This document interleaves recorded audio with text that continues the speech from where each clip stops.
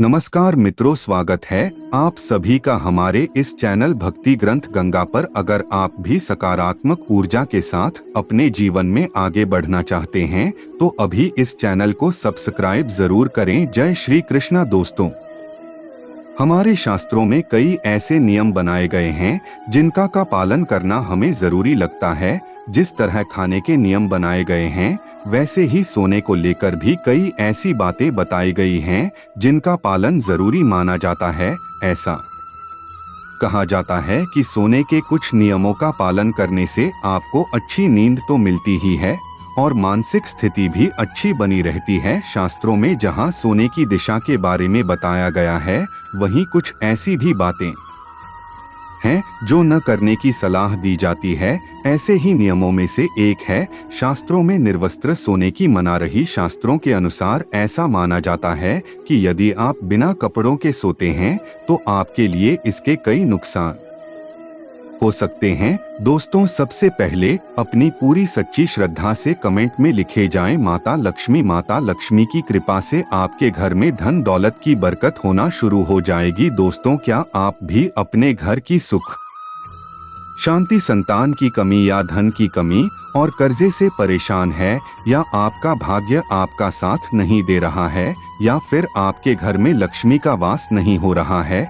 आपके घर की सुख शांति में रुकावट आ रही है और आपके कार्य नहीं बन रहे हैं, तो दोस्तों आज की इस वीडियो में एक बहुत ही महत्वपूर्ण जानकारी देने वाले जो भी महिलाएं रात में अपने पति के साथ सोती हैं उन महिलाओं के लिए यह जानकारी बहुत ही जरूरी है। दोस्तों, जो महिलाएं अपने पति से नाराज रहती हैं या अपने पति के साथ नहीं होती है, इस वीडियो को नजरअंदाज बिल्कुल भी मत कीजिएगा। इस वीडियो को आप लोग भी अंत तक जरूर देखें क्योंकि यह महत्वपूर्ण वीडियो आप सभी के लिए बहुत ही ज्यादा महत्वपूर्ण है, इसलिए इस वीडियो को अंत तक देखें। चलिए वीडियो शुरू करते हैं। उससे पहले लक्ष्मी माता जी जो भी आपके चैनल को सब्सक्राइब करें तो उसके घर में धन दौलत की कमी ना हो और उसका परिवार सदैव हंसता मुस्कुराता कुशल मंगल रहे। दर्शकों, किसी गांव में एक गरीब से, जी हाँ गरीब सेठ आप सोच रहे होंगे से था और वहां भी करें, ये दोनों विरोधाभासी शब्द एक साथ कैसे? यह सब भाग्य का खेल है।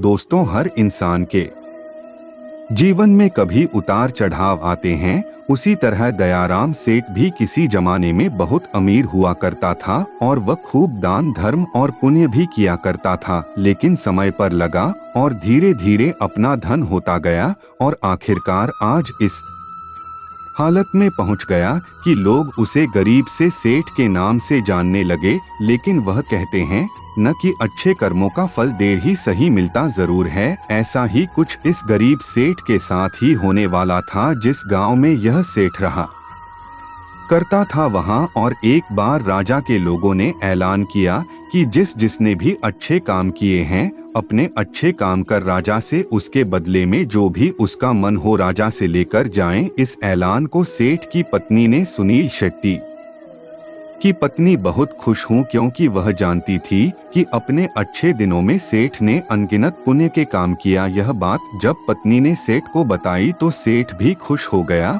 और बोला अगर ऐसा तो फिर हमें बहुत बड़ा इनाम मिलना चाहिए क्योंकि हमारे अच्छे कामों की सूची पहुंच बढ़ी है।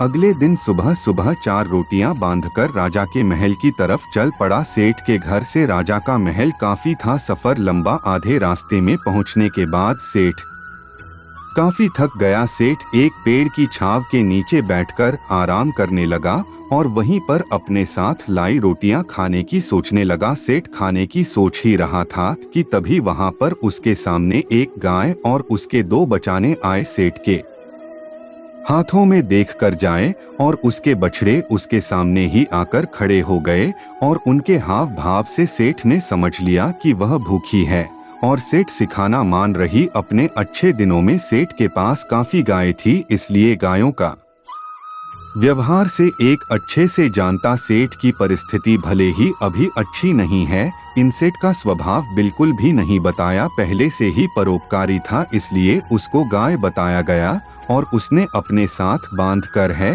रोटियों में से 2 रोटियां गाय को खिलाएं। कुछ ही क्षणों में 2 रोटियां खाने के बाद गाय फिर से सेठ की तरफ देखने लगे तो सेठ के मन में विचार आया कि गाय ज्यादा नहीं लगती है, बेचारी को 2 बच्चों को दूध नहीं पिलाना होता है, इन 2 रोटियों से उसका क्या होगा। सेठ ने उसके पास बची साथी की 2 रोटियां गाय को खिलाएं। तालाब से पानी पीकर सेठ अपने सफर में आगे बढ़ गया है। राजा के दरबार में जब सेठ पहुंचा तो राजा ने पूरे सरकार के सामने सेठ से उसका नाम पूछा और अपने अच्छे कर्मों के बारे में बताने के लिए कहा। सेठ ने राजा को प्रणाम किया और अपने कामों के बारे में बताना शुरू किया। सेठ ने कहा, महाराज, मैंने कई भूखों को खाना खिलाया, कई मंदिरों में दान दिया है, कई निराश्रित लोगों को आश्रय दिया है, कई तीर्थ स्थानों की यात्रा की, सैकड़ों साधु संतों की सेवा की है। और ऐसे ही दर्जनों काम बताने के बाद सेठ बोला, महाराज, यह मेरे कई सारे अच्छे कर्मों में से कुछ अच्छे कर, इनके बदले आप जो भी नाम देना चाहे दे दी थी। थोड़ी देर सोचने के बाद राजा बोला, अगर तुम्हारे कुछ और अच्छे करना है तो वह रहा, क्योंकि अब तक तुमने जो मुझे बताए हैं मैं अच्छे कर्म की श्रेणी में नहीं लिया जाएगा। सेठ को राजा की बात सुनकर बड़ा आश्चर्य हुआ है। सेठ ने राजा को हाथ जोड़कर कहा, अगर आपको मेरे बताए यह कर्म अच्छे नहीं लगते या पुण्य कर्म नहीं लगते तो मेरा बाकी के कर्मों का उल्लेख करना फिजूल होगा। आप मुझे इजाजत दीजिए, मैं वापस जाता है। सेठ 4 बार छोड़कर जाने लगा। तब राजा के दरबार में से एक ने राजा के पास जाकर कुछ कहा, जिसे सुनने के बाद राजा ने सेठ को वापस दरबार में बुलाया। राजा बोला, तुमने अपने आज की अच्छे काम के बारे में तो बताया ही नहीं। सेठ बोला, महाराज, आज मैंने कोई अच्छा काम किया है, फिर मैं आपको कैसे पता। राजा ने उसी दरबारी को खड़े होकर सारी घटना बताने के लिए कहा जिसमें राजा को उसके बारे में बताया था। दरबारी खड़ा हुआ और बोला, महाराज, जैसे कि मैंने आपको बताया, मैं उसी गांव में रहता हूं जहां पर ये सीट आराम करने बैठा था और मैंने वहां देखा कि कैसे इन्होंने अपना सारा खाना पास आई गाय को खिला दिया और खुद बिना खाए सिर्फ पानी पी कर रहे थे। सेठ को पता चला कि राजा के बारे में बात कर रहा था तो सेठ ने राजा से कहा, किसी जानवर को खाना खिलाना कौन सा खोलने का काम है, और इस बार को तो मैंने कब का भला दिया था। राजा ने सेठ से कहा, मेरे महान गुरु जी के बताए अनुसार मैं भी उन्हीं कामों को पुण्य कर्म मानता हूँ जिन्हें करते समय खर्च में निस्वार्थ भाव से किया जाए, उसी के लिए किया जाए जिसको उसकी जरूरत को, और सबसे बड़ी बात, उस काम को करने के बाद हिला दिया जाए। यही कारण है कि आजकल ने जो काम किया वह तुम्हारे किए गए आज तक के सभी कामों में सबसे उत्तम और सर्वश्रेष्ठ, जिसके लिए तुम सच में इनाम के हकदार। इसके बाद राजा ने उससे को अपना सबसे विश्वसनीय सेवा का फल है उस राजा के दरबार में बैठने का अवसर मिल चुका था। वह बहुत खुश हुआ। वह तुरंत जाकर के अपनी पत्नी से बताया कि भाग्यवान, आज मुझे राजा साहब ने बहुत ही बड़ा इनाम दे दिया। उन्होंने मुझे अपने यहाँ अपना सबसे करीबी सेवक के रूप में रखने को कहा है। यह सुनकर पत्नी खूब खुश हो गई और कहने लगी है, भगवान तेरा लाख लाख शुक्र है, आज तूने मेरी सुन। अब सेठ राजा के निजी सेवक के रूप में राजा के साथ रहने लगा। राजा उस पर बहुत ज्यादा भरोसा करता था क्योंकि उसे पता था कि सेठ बहुत ही ईमानदार आदमी, कभी भी झूठ और बेईमानी नहीं करेगा। दरबार में जब भी कोई मुख्य कार्य होता रहा, सुबह कार्य राजा साहब को ही सौंपते और राजा साहब का कार्य सेठ भी बड़ी ईमानदारी के साथ अपनी देखरेख में ही करवाना। एक दिन राजा अपने महल में बैठा हुआ था और वहां पर उसका निजी सेवक सेठ भी उन्हीं के साथ बैठा हुआ था। तभी अचानक वहां पर एक सिपाही यातायात और राजा से कहता है कि राजा साहब, आपसे कोई साधु मिलना चाहता है। तब राजा ने आदेश दिया कि उसे सम्मानित पूर्वक हमारे पास लिया। सिपाही बाहर जाता है और साधुओं को अपने साथ सम्मान पूर्वक अंदर लेकर आता है। राजा उसे साधु को बड़े सम्मान पूर्वक अपने महल में रखता है और उसे भोजन पानी आदि करवाता है। इससे साधु राजा साहब से बहुत खुश हो जाते हैं। उसके बाद साधु राजा साहब से कहते हैं कि हे राजन, मैं आपकी सेवा भाव को देखकर बहुत प्रसन्न हुआ, इसलिए मैं आपको एक छोटी सी सीख देना चाहता है जिसे अपने जीवन में जरूर उतार लीजिए। उन्होंने कहा कि हर रोज को सदैव याद रखना चाहिए कि हमेशा किसी भी पुरुष को अपनी पत्नी से बहुत अच्छे संबंध रखने चाहिए, और यदि कभी पति या पत्नी के बीच में कोई अनबन या कोई झगड़ा होता है, उसे समय रहते जरूर सुलझा लेना चाहिए, क्योंकि पति पत्नी के आपसी कलह के कारण घर में गरीबी और दरिद्रता करने लगती है। इसलिए पति और पत्नी के बीच में होना बहुत ही आवश्यक है। हर पुरुष को यह बात याद रखनी चाहिए, कभी भी किसी भी पति को अपनी पत्नी से गुस्सा होकर दूर नहीं रहना चाहिए, क्योंकि इस प्रकार पत्नी के हृदय में बहुत बड़ा दुख पहुंचता है और पत्नी घर की लक्ष्मी मानी जाती है।